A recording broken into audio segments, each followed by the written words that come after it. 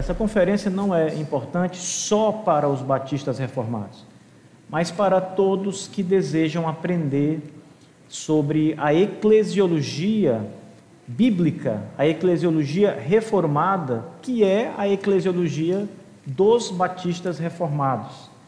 Eu fiquei feliz quando eu tomei conhecimento de que a associação estava com esse projeto de fazer a conferência com esse tema, porque eu estava conversando agora há pouco com um dos pastores aqui presentes, e às vezes as igrejas acabam pensando ou os pastores acabam pensando que a grande problemática em reformar uma igreja é reformar a soteriologia da igreja. E não é o maior problema. Na verdade, a eclesiologia é o maior problema para se reformar. Algumas coisas são mais fáceis de lidar na eclesiologia, mas outras são mais dificultosas, como, por exemplo, a aplicação do princípio regulador do culto, que é a maneira como a igreja adora a Deus. Essas coisas geralmente tendem a ter muitas barreiras. Essa noite nós vamos tratar, nesta primeira palestra, sobre o tema A Eclesiologia da Confissão de Fé Batista de 1689. Apenas para deixar claro, a Confissão de Fé Batista de 1689 é a confissão de fé que a maioria das igrejas batistas reformadas subscreve no Brasil e no mundo. Há outras confissões, como a de 1644, que são pouco subscritas em termos de ser a primeira confissão da igreja, de uma igreja, mas ela serve como aporte da simbologia dos batistas reformados. Ou seja, apesar de que nós batistas reformados temos uma confissão de fé de 1689, nós também fazemos uso de outros documentos que os nossos pais batistas produziram, dentre eles a confissão de 1644 e vários catecismos que nós também produzimos ao longo da história. O meu objetivo nessa primeira palestra consiste exatamente em apresentar de maneira mais panorâmica, mais geral, parte da eclesiologia que os nossos pais batistas reformados desenvolveram no século XVII. Eu me refiro à parte da eclesiologia porque eu quero me concentrar especialmente no capítulo 26, que fala sobre a igreja como um todo. Então nós vamos deixar algumas partes da eclesiologia para uma outra oportunidade com os irmãos.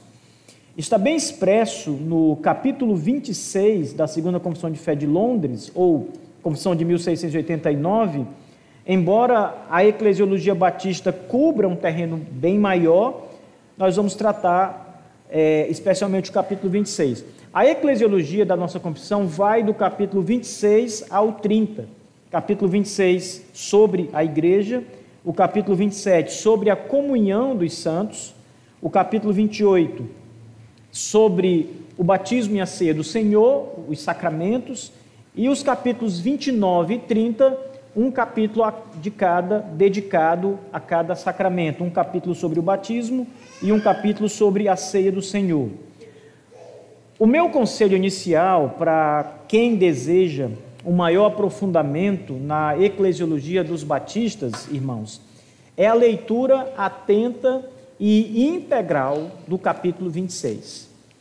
Então, todos que querem esse aprofundamento precisam ler todo o capítulo 26, os seus 15 parágrafos, é o maior capítulo da Confissão de Fé.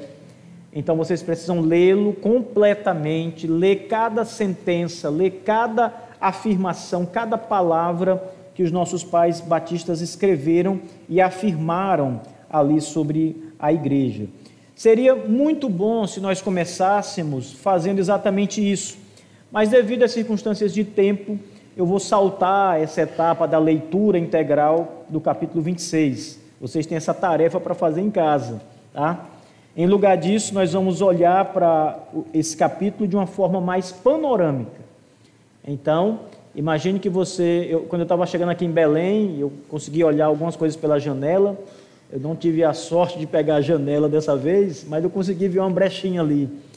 E eu percebi, tem muita água, não é? A gente chega a ter muitos rios aqui rodeando Belém, uma baía, rios mesmo, muita floresta, mas essa é uma visão panorâmica. Eu quero apresentar para vocês uma visão panorâmica da nossa confissão no capítulo 26. Então, essa vai ser a minha metodologia de ensino hoje. Vamos lembrar aqui de Aristóteles. Nós vamos ver hoje o geral e não os particulares. Vamos ver o todo, tá? Tentar ter uma compreensão do todo. Nos meus cursos, irmãos, sobre eclesiologia batista no CHTB, eu sempre começo exatamente assim. Primeiro, eu leio todo o capítulo 26 com os meus alunos. Depois eu apresento uma síntese panorâmica dos principais pontos do capítulo 26. E o objetivo, quando eu faço isso, é justamente fazer com que a turma enxergue a confissão de uma maneira geral, né, de uma maneira maior. O objetivo é justamente apresentar essa paisagem eclesiológica para os alunos, né? Eu ofereço o que eu chamo de a visão de Moisés. Vocês já ouviram falar desse termo? A visão de Moisés.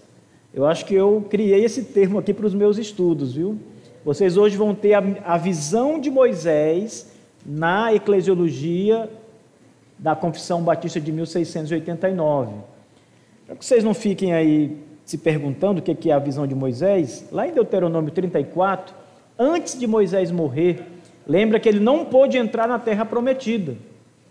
Mas Deus, na sua graça, permitiu que Moisés, lá do cume de uma montanha, olhasse para a terra prometida. Então Moisés teve uma visão panorâmica. A passagem é linda. Deuteronômio 34, dos versos 1 ao 4. Ali é descrito tudo que Moisés contemplou lá de cima da montanha. Então nós vamos ter essa visão da eclesiologia batista reformada. Deixe-me dizer também algo para vocês que estão se debruçando sobre a eclesiologia batista.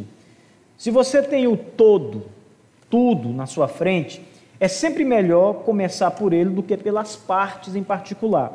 Se você tem toda a área de uma floresta mapeada, é melhor conhecer bem a floresta como um todo do que conhecer cada árvore da floresta em particular. Você pode fazer isso mais tarde. Já que você tem o mapa da floresta, você já conhece a floresta como um todo, você já sabe os relevos daquela floresta, as montanhas, os lagos, rios, você conhece o geral, aí então você vai para os particulares depois, cada espécime de árvores, cada coisa que há na floresta. Mas sempre começar pelo todo, irmãos. E os benefícios de uma perspectiva panorâmica como essa nos estudos, eu não sei se vocês estão percebendo, mas primeiro eu quero convencer vocês de que essa é uma boa metodologia. Aprender o geral. E eu quero dar aqui, antes de apresentar o geral para vocês, algumas conclusões que vocês podem tirar, princípios que vocês podem tirar de como é bom aprender panoramicamente em primeiro lugar. Quando você se debruça sobre, vamos pensar aqui no capítulo 26 da nossa confissão, como um todo, conhece todo o capítulo 26, isso permite que você tenha uma visão geral e mais coerente daquele conteúdo. Então, estudar o capítulo 26 como um todo vai ajudar você a visualizar toda a estrutura do capítulo, os temas principais da eclesiologia que são discutidos ali. Quando você aborda o capítulo de forma panorâmica, é possível também que você identifique cada seção do capítulo como um todo que está ali. Desde da igreja como sua natureza invisível, a sua natureza visível. Você tem seções que falam sobre os sacramentos, batismo e ceia, etc. Quando você tem uma visão maior da eclesiologia. Quando você tem uma visão só de parte dela, ainda assim você tem aquela estrutura daquela parte em especial. Então, você tem uma visão mais geral que vai te ajudar a entender esses princípios mais gerais, sem que você se aprofunde, sem que seja necessário se aprofundar tanto no primeiro momento. Em segundo lugar, a visão panorâmica permite identificar os temas em sua escala de importância. Nem tudo tem a mesma importância. tem algumas coisas na eclesiologia batista que são mais importantes do que outras. E a gente vai também poder separar esses temas em grau de importância primária e secundária. Então, a leitura panorâmica ela vai destacar os pontos principais e os pontos secundários, evitando o risco de você se perder nos detalhes que estão ali. Os detalhes são importantes, mas a gente vai tratar dos detalhes depois que tiver uma visão panorâmica. Primeiro, a visão panorâmica aqui.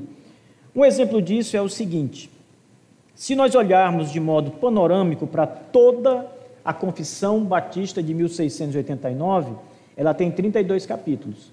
Então, se nós olharmos de modo panorâmico para toda a confissão, nós vamos perceber que o capítulo 26, sobre eclesiologia, sobre a igreja em especial, é o maior capítulo de toda a confissão de fé.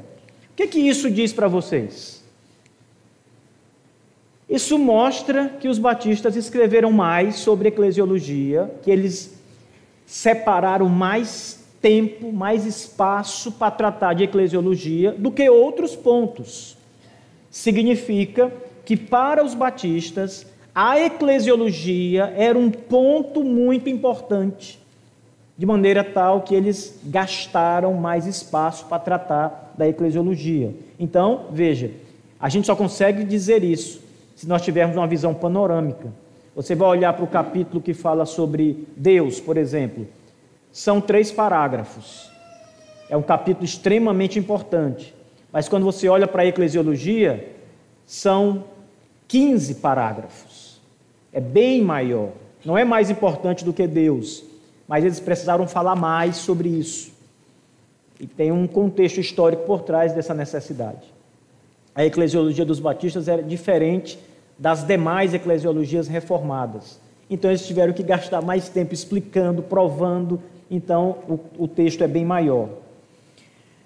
Um outro ponto importante: a visão panorâmica permite compreender melhor as relações internas das doutrinas dentro do capítulo 26. Então, mais uma vez, olhando panoramicamente para o capítulo 26, você vai compreender como essas doutrinas que são ali apresentadas se relacionam entre si. O capítulo 26 aborda vários aspectos da vida eclesiástica, desde a igreja invisível, vamos ver isso no começo do capítulo 26, até a organização das igrejas locais visíveis, como esta aqui que eu estou falando. O capítulo 26 passa por questões de autoridade, de governo, de disciplina. E uma leitura panorâmica revela as relações entre esses conceitos, como, por exemplo, a relação entre o governo de Cristo sobre a Igreja Universal e, por outro lado, a autonomia ou o governo das igrejas locais, como, por exemplo, uma igreja que elege os seus próprios oficiais, os seus pastores, os seus diáconos, a função que essa igreja opera, a disciplina eclesiástica, etc. Uma visão panorâmica também permite uma melhor aplicação prática do ensinamento. Então, essa leitura geral, ela permite que se identifiquem de forma mais clara princípios que podem ser aplicados diretamente às igrejas locais. Isso aqui também é importante, meus irmãos, porque quando você toma essas lições de importância e vai aplicá-las para a igreja, como, por exemplo, a disciplina na igreja, você só consegue fazer isso quando você começa a tratar questões de maneira mais prática. Não é só uma questão de entendimento, né, de apreender o ensinamento, é de pô-lo em prática na igreja. E a disciplina eclesiástica, todo mundo sabe, é necessário prática para poder exercê-la. A visão panorâmica também permite comparar a nossa eclesiologia com outras tradições eclesiológicas. Então, quando você olha para o capítulo 26 da nossa Confissão de Fé, você vai perceber, se você tiver estudado outras tradições, que ela é diferente. No todo, no geral, ela é diferente. É claro que vocês vão encontrar algumas coisas da nossa eclesiologia que são as mesmas de outras tradições. Mas se você tem a visão panorâmica, você vai perceber que há desenhos ali que são diferentes. Há contornos na tradição batista reformada que só nós temos, que nos separa do restante das perspectivas reformadas da eclesiologia, que justamente nos fazem batistas reformados. Então, o que é que nos separa, por exemplo, da igreja presbiteriana? Principalmente, não somente, mas principalmente a nossa eclesiologia. Nós somos congregacionais, num certo sentido, somos congregacionais, mas não somos a igreja congregacional. O que é que nos separa da igreja congregacional? A nossa eclesiologia. Então, a eclesiologia é o que separa as tradições reformadas, especialmente a tradição batista. E essa visão geral, panorâmica do capítulo 26 da nossa confissão, nos permite visualizar essas diferenças. Ainda, a visão geral ou panorâmica permite maior clareza no ensino. Uma compreensão panorâmica do capítulo 26 facilita a comunicação desses conceitos a outras pessoas, seja no contexto de ensino, ou de pregação, ou de discipulado. Lá na igreja que eu pastoreio, em Teresina, nós temos usado a confissão de fé recentemente para expor pregações baseadas nas doutrinas da confissão. Então, nós pegamos, por exemplo, na semana passada, eu preguei em Romanos 9. Romanos 9, naquele texto que fala sobre as pessoas que foram rejeitadas na eternidade. É um texto bem que a gente não costuma ouvir as pessoas pregando por aí, mas a nossa confissão fala disso. Então eu preguei esta doutrina que a nossa confissão aborda, expondo o capítulo 9 de Romanos, que é usado na nossa confissão como referência.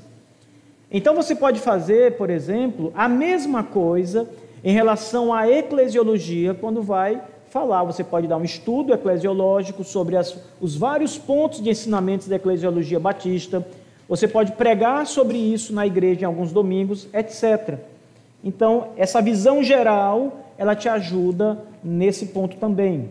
E, finalmente, para tentar, com esse último argumento, mostrar que uma visão panorâmica é útil e necessária para começar os estudos da nossa eclesiologia, essa visão panorâmica permite economizar tempo e nos ajuda a sintetizar as doutrinas. Esse aqui é o ponto principal, é o motivo principal pelo qual eu vou apresentar essa questão de maneira panorâmica. Nós não temos muito tempo para fazer isso. Então, eu quero começar essas palestras apresentando a confissão de forma panorâmica. O capítulo 26, como eu disse, é extenso, são 15 parágrafos, é o maior da confissão, e abordá-lo de forma panorâmica economiza tempo, oferece uma síntese teológica clara, boa, sem que seja necessário mergulhar nos detalhes, nos aprofundamentos que o capítulo também apresenta. Isso é útil tanto para quem está começando a estudar a confissão, quanto para quem precisa de uma visão mais geral antes de aprofundar-se em temas específicos. Então, pessoal, em suma, a regra que eu aplico para estudar tanto a confissão como um todo, como a eclesiologia em particular, é sempre estudar de forma geral para depois estudar os particulares, estudar os detalhes, cada afirmação, cada ponto, suas conexões, etc. Na nossa igreja em Teresina, nós fizemos esse estudo geral e esse estudo particular. Para vocês terem uma ideia, nós levamos para expor o capítulo 26 da nossa confissão cerca de 19 semanas. Era um parágrafo por semana e, às vezes, um parágrafo, eu não conseguia cobrir o ensino de um parágrafo em uma semana. Então, apesar de ser 15 parágrafos, seria 15 semanas, nós gastamos cerca de 19 semanas. Então, só o capítulo 26 vai ser necessário que você gaste muito tempo para estudar ele de maneira pormenorizada. Então vamos começar fazendo um panorama geral, que no nosso caso vai ser mais útil.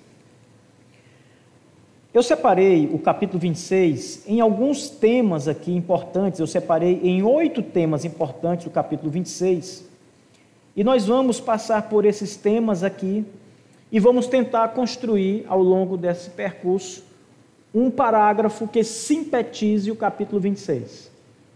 É claro que as sínteses sempre deixam escapar alguma coisa, mas é apenas uma síntese, não é inerrante, né? Eu posso ter falhado nessa síntese aqui, mas vamos tentar resumir o que diz o parágrafo 26 no final dessa palestra.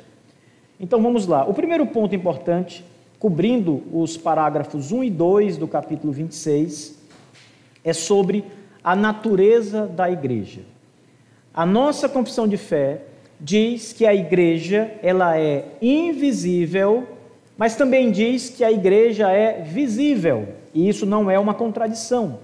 O parágrafo 1, a confissão define a igreja como sendo universal ou invisível como um corpo composto de todos os eleitos ao longo da história. Há uma igreja que é universal e também é invisível.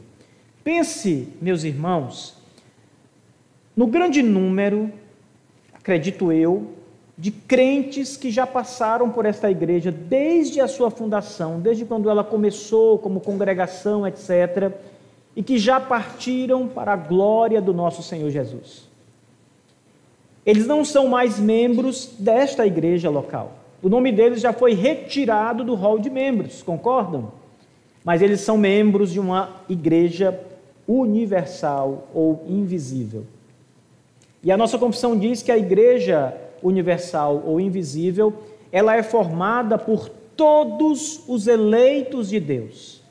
É uma igreja que você não pode ver, a igreja invisível você não pode ver, mas você sabe que ela existe, porque estes que já partiram já estão com Cristo, com o Senhor, que é bem melhor. O parágrafo 1 diz, eu fiz apenas um recorte aqui em alguns trechos dos parágrafos. A Igreja Católica ou Universal, que em relação à obra interior do Espírito e à verdade da graça, pode ser chamada invisível, consiste de todo o número dos eleitos que foram, são ou serão reunidos em um só corpo sob Cristo.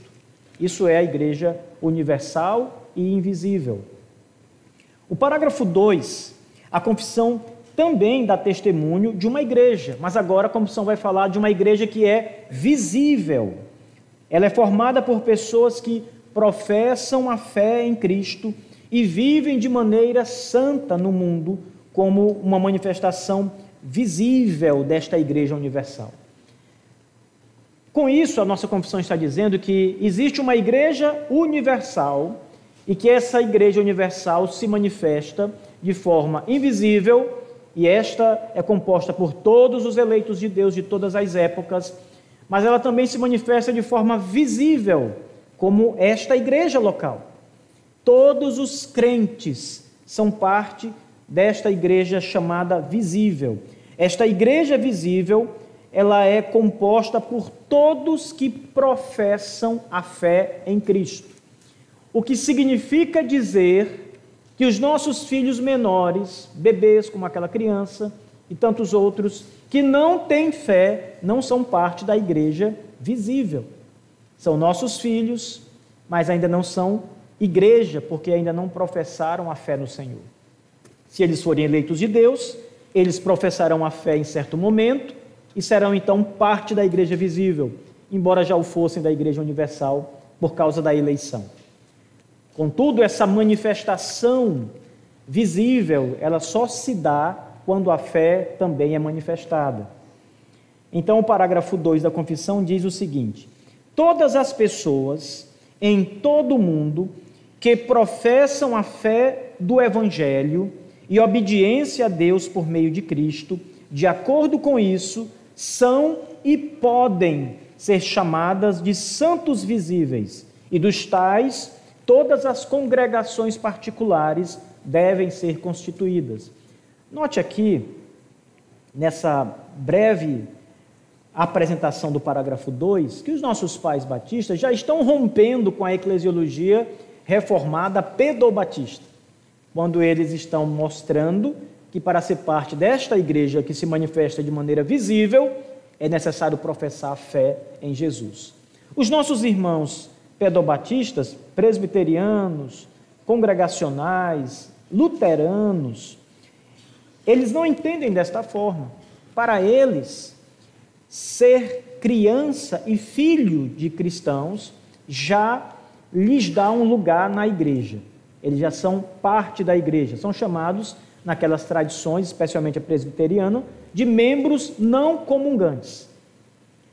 Nós batistas não concordamos com essa posição, claro, mas ela existe no meio reformado. Então, a conclusão, para começar a criar o nosso parágrafo, é a seguinte: o que é que a confissão diz nesses 2 parágrafos? A igreja é universal, invisível e visível, e é formada por todos os eleitos de Deus. Basicamente, é isso que esses 2 parágrafos dizem. O segundo ponto, a confissão vai tratar da pureza da igreja e do governo de Cristo sobre a igreja. Isso está nos parágrafos 3 e 4 da confissão de fé.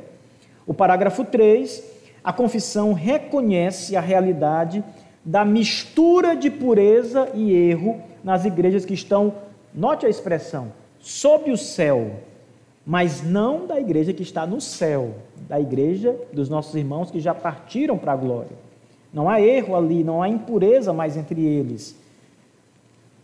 E também a confissão admite a permanência do reino de Cristo no mundo, apesar deste mundo caído.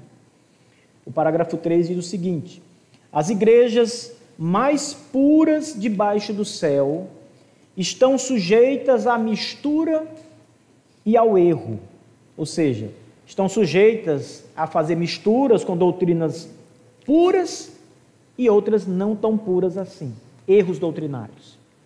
As igrejas mais puras debaixo do céu, as igrejas locais, estão sujeitas a acertar e a errar, a cometer erros.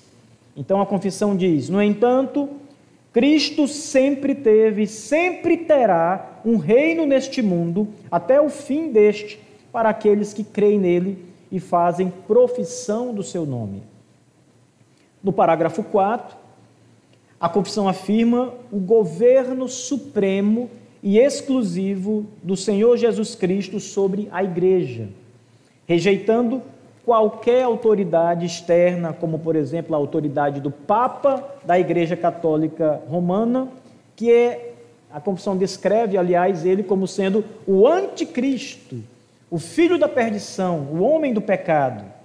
Diz o seguinte o texto da confissão de fé: o Senhor Jesus Cristo é a cabeça da igreja, em quem, pela designação do Pai, todo o poder de chamado, instituição, ordenação e governo da igreja está investido de uma forma suprema e soberana.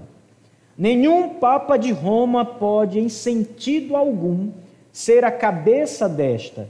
Antes, é aquele anticristo, o homem do pecado, o filho da perdição.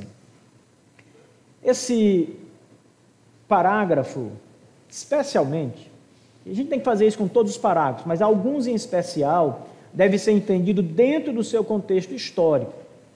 Naquela época, no século XVII, havia, de fato, uma luta muito grande entre a Igreja Católica Romana. A reforma tinha acabado, tinha 100 anos que tinha acontecido, então ainda havia ali uma ideia de supremacia na Igreja Católica Romana e as igrejas evangélicas e reformadas. Então os nossos pais estão dizendo: nós não temos nenhum acordo com essa igreja. Este Papa não é líder de igreja, da Igreja de Cristo. O líder da igreja é o próprio Senhor Jesus, ele é a cabeça da igreja. Então, isso deve ser entendido, e a forma como o Papa é descrito aqui, que não é falsa, mas deve ser entendida dentro do contexto histórico que fervilhava naqueles dias ali na Inglaterra. E a conclusão deste parágrafo, juntando com aquela outra que nós já começamos a fazer, é a seguinte: A igreja é universal, invisível e visível, é formada por todos os eleitos de Deus. A igreja visível é composta por pecadores salvos e somente Cristo é a cabeça da igreja. O terceiro ponto, que cobre os parágrafos 5 e 6 do capítulo 26, é sobre o chamado de Cristo e a comunhão dos crentes. No parágrafo 5, a confissão trata o chamado de Cristo através de sua palavra e do seu Espírito Santo para formar igrejas locais para adoração a Deus e mútua edificação dos crentes. Perceba que aqui a nossa confissão de fé está afirmando que as igrejas locais, elas são formadas, reunidas, elas existem pela própria palavra de Jesus, a formação vem do próprio Senhor Jesus Cristo. Isso significa dizer que não é simplesmente um acordo humano, um ajuntamento humano, uma decisão humana que forma uma igreja. É Cristo quem forma a sua igreja. É o que a nossa confissão está aqui apresentando.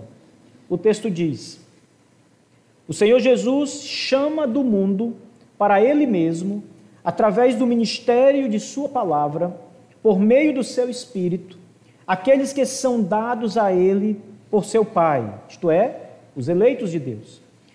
Àqueles que são assim chamados, Ele ordena que andem juntos, em comunidades particulares, isto é, igrejas locais, ou igrejas para a sua mútua edificação e para a devida realização do culto público. A igreja existe para que os crentes em Cristo sejam edificados e para que eles adorem a Deus, o Criador. Para adorarem a Deus. O Senhor Jesus os junta para isso. O parágrafo 6, a confissão trata da comunhão dos membros da igreja local, que devem caminhar juntos de acordo com as ordenanças de Cristo. Isso significa dizer que as igrejas têm uma regra a obedecer, uma constituição a seguir, e todos os cristãos, todos os membros da igreja, devem andar juntos em obediência a essa regra. Diz o texto da confissão de fé: os membros dessa igreja são santos por chamamento, ou seja, não são santos intrinsecamente, são porque Deus os chamou para a santidade. E voluntariamente eles consentem em caminhar juntos de acordo com a designação de Cristo, entregando-se a si mesmo ao Senhor e uns aos outros pela vontade de Deus, em sujeição às ordenanças do Evangelho. Irmãos, todos os crentes de qualquer idade, mesmo os mais antigos na igreja, eles precisam estar sujeitos à palavra de Deus, se submeter à regra máxima, às Escrituras Sagradas. Não pense que vai chegar um momento em que você ganha um status que está acima disso. Isso aqui é para os iniciantes, é para aqueles que estão ainda no meio da caminhada. Eu já tenho 30 anos de igreja, eu já passei dessa fase. Não, meu filho, toda a igreja, todos os crentes, não importa a experiência no Evangelho, todos devem estar debaixo, submisso às ordenanças do Evangelho. E a conclusão, para completar o nosso artigo, é: a igreja é universal, invisível e visível, é formada por todos os eleitos de Deus. A igreja visível é composta por pecadores salvos e somente Cristo é a cabeça da igreja. Os crentes são chamados por Deus pela palavra para adorar e edificar uns aos outros, para adorar a Deus e edificar uns aos outros. O quarto ponto do capítulo 26, nessa visão panorâmica, cobre os parágrafos 7 e 8 e fala sobre a autonomia e a autoridade da igreja local ou das igrejas locais. O parágrafo 7, o poder e a autoridade dados por Cristo a cada igreja local para governar-se, organizar o seu culto, e aplicar a disciplina de forma independente é descrito. Isso aqui também é interessante, irmãos, porque quando a igreja exerce disciplina, ou quando a igreja decide, por exemplo, que o culto vai ser 9 horas da manhã no domingo, e outra igreja local ali vai dizer o seguinte: nosso culto será às 11 horas da manhã no domingo. Elas receberam a autoridade de Cristo sobre essas coisas. Elas receberam autoridade em relação à disciplina, uma autoridade que está baseada na palavra, no ensino da palavra de Deus, que deve reger a disciplina da igreja, mas, por outro lado, elas receberam autoridade para lidar com algumas questões da maneira que melhor lhe convém e de uma maneira que isso não atropele os ensinos da palavra de Deus, como, por exemplo, o horário que nós vamos cultuar a Deus, como eu mencionei no exemplo aqui. No parágrafo 8, é dito o seguinte: a organização da igreja local com oficiais, pastores e diáconos, eleitos pela própria congregação, exercem suas funções de acordo com a vontade de Cristo, provém da palavra de Deus. Então a igreja, ela não inventou o oficialato. Não foi a igreja que criou o cargo de pastor. Ela recebeu das Escrituras, das ordenanças do Evangelho, esses oficiais, esses cargos, os oficiais da igreja. O texto da confissão diz o seguinte, abre aspas, e os oficiais designados por Cristo a serem escolhidos e consagrados pela igreja, assim chamada e congregada, são os anciãos ou bispos e os diáconos, para a peculiar administração das ordenanças e a execução do poder ou dever. O texto prossegue mais adiante, mas eu só estou recortando um trecho para vocês entenderem. O primeiro ponto aqui é que estes oficiais, eles são designados à igreja pelo próprio Jesus. E a igreja os reconhece como oficiais designados por Deus. E ela então, reconhecendo estes homens, confere a estes homens, pelo poder de Cristo, a autoridade para governar a igreja. E a conclusão do nosso artigo, até aqui, é a seguinte: a igreja é universal, invisível e visível, ela é formada por todos os eleitos de Deus. A igreja visível é composta por pecadores salvos e somente Cristo é a cabeça da igreja. Os crentes são chamados por Deus pela palavra para adorar a Deus e edificar uns aos outros e ao governo da igreja por meio de seus oficiais, os pastores da igreja e, de maneira secundária, os diáconos da igreja. Quinto ponto, cobrindo os parágrafos 9 e 10 da confissão, a escolha e a função dos oficiais da igreja. Esse ponto é importante porque aqui nessa parte da confissão nós temos algumas questões que também nos diferenciam dos demais grupos reformados no que diz respeito ao governo da igreja. Então, no parágrafo 9, a nossa confissão ensina como deve ser o processo de escolha e ordenação dos pastores e diáconos, que devem ser eleitos pela igreja e consagrados pela imposição de mãos do presbitério. O texto da confissão diz assim: o caminho apontado por Cristo para o chamamento de qualquer pessoa capacitada e dotada pelo Espírito Santo para o ofício de bispo ou ancião, que é o mesmo ofício pastoral, em uma igreja, é que ele seja escolhido para isso pelo sufrágio comum da própria igreja, isto é, pela eleição na igreja, com a imposição das mãos do presbitério da igreja, se houver algum nela anteriormente constituído. Então, aqui nós temos como os oficiais são escolhidos e são, então,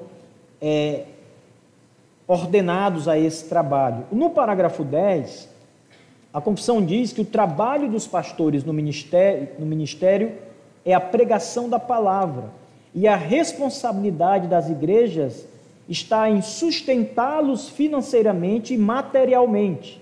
Olha o texto da confissão agora. O trabalho dos pastores é atender constantemente ao serviço de Cristo em suas igrejas, no ministério da palavra e na oração. Cabe às igrejas a quem eles ministram não somente conceder-lhes o devido respeito, mas também comunicá-los em todas as suas boas coisas, de acordo com sua capacidade, de modo que eles possam ter um suprimento confortável, sem serem enredados em assuntos seculares, e também sejam capazes de exercer hospitalidade para com os outros. Ora, a nossa confissão, irmãos, baseado nas Escrituras Sagradas, ela entende que os pastores devem ser remunerados, eles devem participar de todas as coisas boas que Deus dá à membresia da igreja, os bens que Deus dá a vocês. E a confissão diz que os pastores, irmãos, devem também receber um suprimento, isto é, um salário confortável. Então, nada de mesquinharia. Eu não estou defendendo causa própria aqui, mas é o que a nossa confissão diz e é o que a Escritura também ensina. E que os pastores, como homens de Deus, precisam ser hospitaleiros. E para exercer a hospitalidade, eles precisam ter condições de exercer a hospitalidade. E aqui entra a condição financeira. Para isso, eles precisam receber bem, honrar bem as pessoas que chegam até a sua casa. E como eles farão isso se não houver um suprimento confortável para que eles possam fazer isso? E também, diz a confissão, para que eles não precisem gastar tempo em trabalhos seculares para se sustentar, porque a igreja não consegue honrá-los da forma necessária. Então, por isso tudo, irmãos, é preciso que a igreja honre os ministros. E a conclusão é a seguinte, até aqui: a igreja é universal, invisível e visível, é formada por todos os eleitos de Deus. A igreja visível é composta por pecadores salvos e somente Cristo é a cabeça da igreja. Os crentes são chamados por Deus pela palavra para adorar e edificar uns aos outros e ao governo da igreja por meio dos seus oficiais, que são escolhidos pela igreja para pregar a palavra, sendo para isso bem remunerados por ela.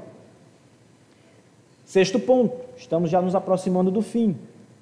Parágrafos 11 e 12 do capítulo 26. Trata sobre o ministério da palavra e a participação dos membros da igreja no ministério da palavra. No parágrafo 11, a confissão nos mostra que, embora a pregação seja responsabilidade dos pastores, outros membros da igreja, dotados e chamados, também podem pregar conforme a igreja aprova. Não só os pastores, irmãos, receberam dons de pregação. Alguns irmãos na igreja receberam este dom e estes irmãos provavelmente serão pastores depois. Mas antes de serem ordenados, a igreja, reconhecendo os dons e talentos de Deus neles, a igreja pode conferir o direito a eles de pregar de maneira esporádica, auxiliando o serviço dos pastores. Na igreja que eu pastoreio, isso acontece. Por exemplo, quando eu saio da igreja, como nesse final de semana. E nós temos lá seminaristas na igreja, e estes seminaristas que serão pastores, e que a igreja já identificou estes dons neles, eles me substituem na pregação. E se um dos seminaristas não pode, por exemplo, por um motivo de doença ou porque não está presente, um outro que tem também esses dons e talentos ocupará o lugar dele, será chamado para fazer isso. Então, não é pecado, porque algumas tradições vai dizer que só quem pode pregar são os pastores. Mas a nossa confissão não vê dessa forma. A nossa eclesiologia entende que outros podem pregar desde que a igreja reconheça que eles têm dons e talentos da parte de Deus para isso. E, geralmente, quem recebe dons e talentos de Deus para isso vai ser levado ao ministério da pregação, ou ao campo missionário, ou a qualquer área de ensino da igreja. O texto diz o seguinte, na confissão de fé: o trabalho de pregar a palavra não é tão exclusivamente limitado a eles, mas àqueles outros também, dotados e capacitados pelo Espírito Santo para isso, e aprovados e chamados pela igreja, podem e devem realizar esse trabalho. No parágrafo 12, a confissão entende que todos os crentes são obrigados a unir-se às igrejas locais e sujeitar-se à disciplina e ao governo dessas igrejas. O texto da confissão diz o seguinte: como todos os crentes são obrigados a unirem-se às igrejas locais, quando e onde eles tiverem a oportunidade de assim fazê-lo, então todos os que são admitidos aos privilégios de uma igreja também estão sob a disciplina e governo desta, de acordo com a regra de Cristo. Aqui a nossa confissão está nos mostrando que congregar, ser membro de uma igreja, é parte fundamental do conceito de ser crente. Porque, não sei se no século XVII isso era muito comum, eu creio que não era, mas eles já estavam vendo isso. Mas no nosso tempo é comum que existam crentes desigrejados. Pessoas que dizem, eu sou crente, e aí você pergunta, qual é a igreja que você congrega? Não, eu não congrego, eu fico na minha casa, eu leio minha Bíblia, eu coloco a pregação na internet, eu vou ouvir um bom pastor, e ali oro com meus filhos, com minha esposa, mas eu não vou para a igreja. Esse negócio de igreja aí já começa a estragar a igreja, não é? Quando o problema é ele mesmo, a sua compreensão é errada, equivocada. Ele esquece que debaixo do céu a igreja tem erros, ela é pura e impura. Não há uma igreja perfeita, irmãos. Ninguém pode esquecer disso. Tem pecadores. Aliás, a igreja é composta por pecadores salvos. Não é verdade? Então, todos os crentes precisam congregar.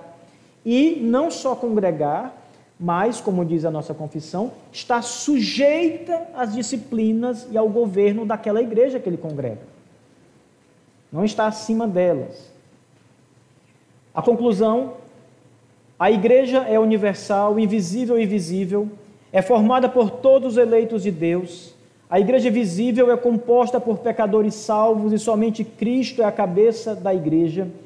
Os crentes são chamados por Deus pela palavra para adorar e edificar uns aos outros e ao governo da igreja por meio dos seus oficiais, que são escolhidos pela igreja para pregar a palavra, sendo para isso bem remunerados por ela. Além deles, podem pregar a palavra outros homens com vocação para tal. Todos os cristãos precisam estar unidos a uma igreja local. Sétimo ponto, penúltimo, cobre os parágrafos 13 e 14 da Confissão de Fé no capítulo 26. A disciplina eclesiástica e a resolução de ofensas, de problemas que acontecem na igreja.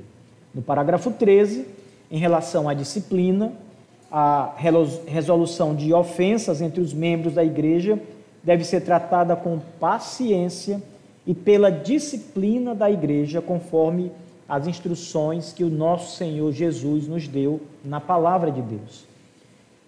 Esse texto da confissão diz assim, prestem bem atenção aqui, irmãos: nenhum membro deve perturbar qualquer ordem ou abster-se das assembleias da igreja ou administração de qualquer das ordenanças por causa de qualquer ofensa recebida por ele, tendo realizado o seu dever requerido em relação às pessoas com quem ele está ofendido, sob a consideração de tal ofensa a qualquer um de seus membros companheiros, mas deve esperar em Cristo e deixar que o seu caso seja resolvido pela disciplina da igreja.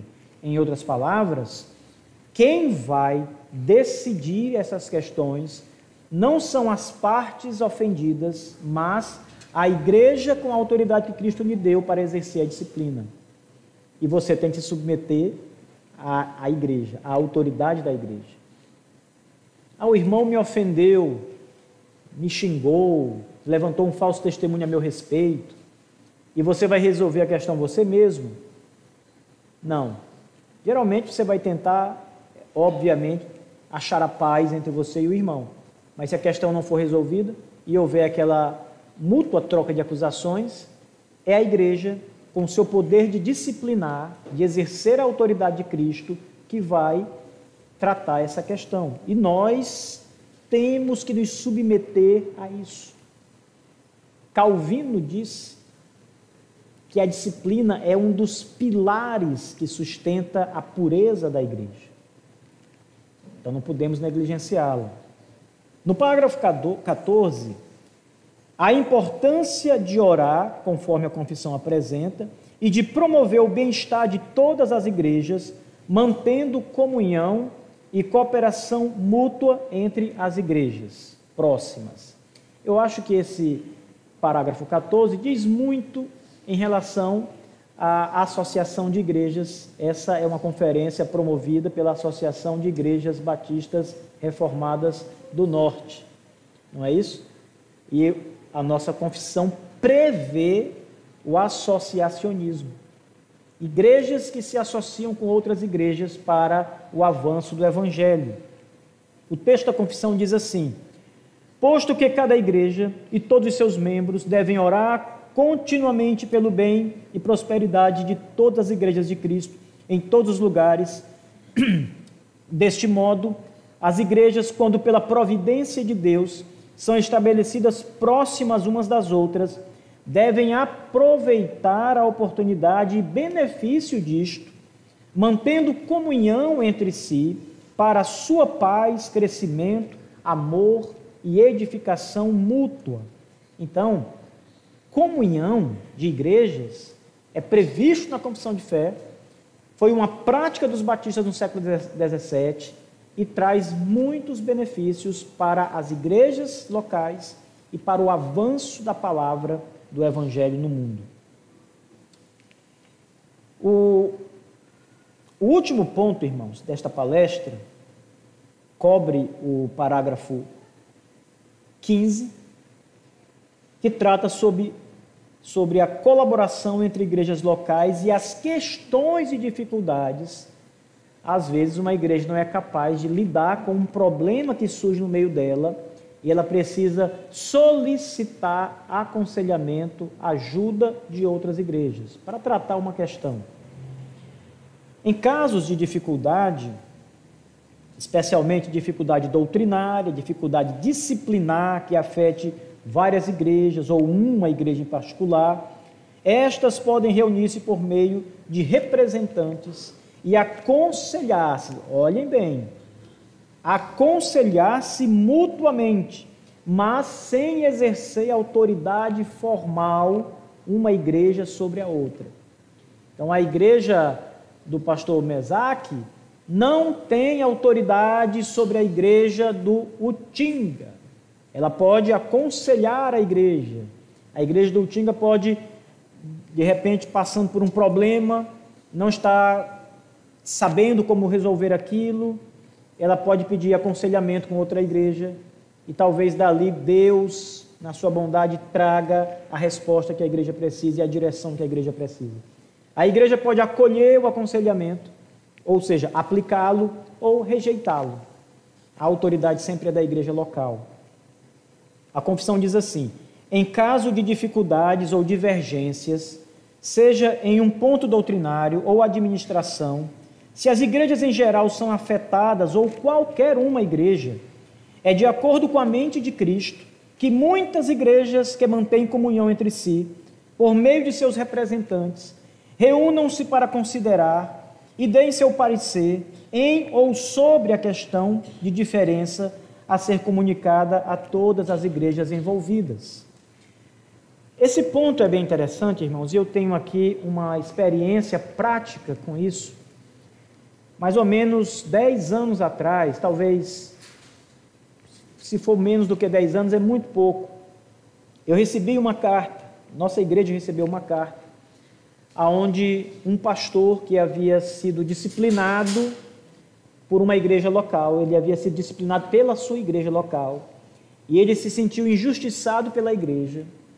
ele solicitou, era uma igreja batista reformada, ele solicitou que a nossa igreja, junto com outras igrejas, que ele havia também enviado uma carta, me parece que mais 4 igrejas, formasse um concílio para examinar a questão dele. E ele fez isso à luz desse artigo da Confissão de Fé Batista de 1689. Por ser uma igreja confessional e tendo esse artigo da confissão como o artigo que baliza essa decisão dele, ele enviou. Nós aceitamos, as outras igrejas aceitaram. Eu lembro que era a nossa igreja, na época, em Campo Maior, que é uma cidade do interior do Piauí, a primeira igreja que eu pastoreei, uma igreja que estava nos Estados Unidos, uma igreja em São Paulo, e parece que 2 igrejas em São Paulo. E nós nos reuníamos, os líderes da igreja. Naquela época a gente não tinha tanta essa coisa do WhatsApp, de videoconferência, né? Então era pelo e-mail mesmo. Então, veja só, está com uns 10 anos mesmo, né? E a gente fazia reuniões por e-mail, e eu era o relator, o secretário do concílio. Eu tive que preparar toda a documentação, tudo que foi decidido, redigir. Para vocês terem uma ideia, esse concílio, essa decisão aqui, eclesiástica, ela demorou, na verdade não foi uma decisão, foi um parecer do concílio para aquela igreja local, a igreja que estava disciplinando o pastor. Ela demorou mais de 1 ano para sair. Nós ouvimos a igreja, todo o relato da igreja, eles mandaram o relato formal escrito, o pastor mandou o relato formal escrito, examinamos, conversamos e chegamos a um parecer e enviamos para a igreja local. A igreja local não acatou o parecer e manteve a sua decisão. É um direito dela, nós entendemos que ela não agiu errado em não aceitar o parecer. Ela tem autoridade e poder até para errar, é o que nós entendemos. E a igreja fez isso. O que nos mostra aqui, irmãos, é que há uma autoridade que cabe à igreja local. E ela pode convocar outras igrejas para ajudar em algumas decisões. E para encerrar esta palestra, a síntese do artigo do capítulo 26 é a seguinte: a igreja é universal, invisível e visível, é formada por todos os eleitos de Deus. A igreja visível é composta por pecadores salvos somente. Cristo é a cabeça da igreja. Os crentes são chamados por Deus pela palavra para adorar a Deus e edificar uns aos outros e ao governo da igreja por meio dos seus oficiais, que são escolhidos pela igreja para pregar a palavra, sendo para isso bem remunerados por ela. Além deles, podem pregar a palavra outros homens com vocação para tal. Todos os cristãos precisam estar unidos a uma igreja local, sujeitos e submissos à disciplina e dispostos a orar por todas as igrejas de Cristo na terra. E em caso de dificuldade maior, as igrejas podem solicitar ajuda e aconselhamento a outras igrejas associadas para a solução de problemas. Até aqui. Então, aqui está o que a nossa eclesiologia trata sobre o tema igreja. Isso é a igreja na visão batista reformada. Eu só quero abrir um parêntese aqui para dizer aos irmãos que tudo que os nossos pais disseram aqui nesta confissão, eles disseram de maneira mais sintética na confissão de 1644, mais sintetizada na confissão de 1644. Não há mudança, não há diferença, não há contradição. São 2 grandes confissões do século XVII e elas estão de acordo na nossa eclesiologia. Então é isso, que Deus abençoe, que o nosso Salvador Jesus possa dar a vocês uma perspectiva de igreja bíblica e sempre centrada no Senhor Jesus. Amém.